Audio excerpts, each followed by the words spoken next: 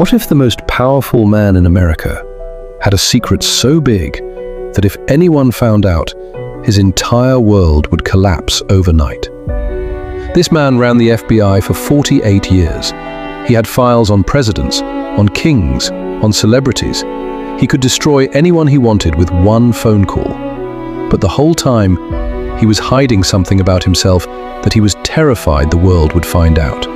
Stay with me, because this story will change how you see power forever. His name was J. Edgar Hoover.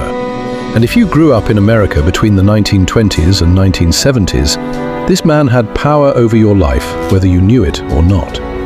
He was the founder and director of the FBI. But not just the director, he basically was the FBI. He built it from nothing, hired every agent, made every rule, ran every investigation.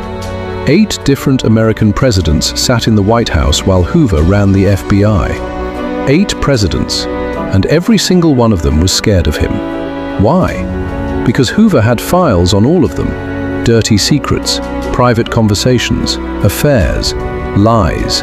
If you crossed Hoover, he would ruin you, and nobody dared to fire him, because nobody knew what he would do if they tried. Now let me tell you what this man actually did with that power, and this is where it gets dark. Hoover didn't just fight crime, he spied on innocent Americans. He tapped the phone of Martin Luther King Jr., one of the greatest men this country ever produced. He recorded his private conversations, his personal moments. And then, and this is the part that will make your stomach turn, he sent those recordings to Martin Luther King's wife. He also sent King an anonymous letter basically telling him to end his life. Let that sink in. The director of the FBI, trying to destroy a civil rights leader. Not because King broke any law, but because Hoover saw him as a threat to his power. He did the same to politicians, journalists, actors, anyone who got too big or too loud. This man was not protecting America, he was protecting himself.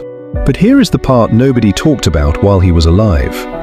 The man who spent his whole career deciding who was acceptable in America, who destroyed careers over people's private lives, who used secrets as weapons, was hiding his own secret the entire time. Multiple people who knew Hoover personally, including his own close friend and assistant Clyde Tolson, told stories after his death that suggested Hoover himself was gay.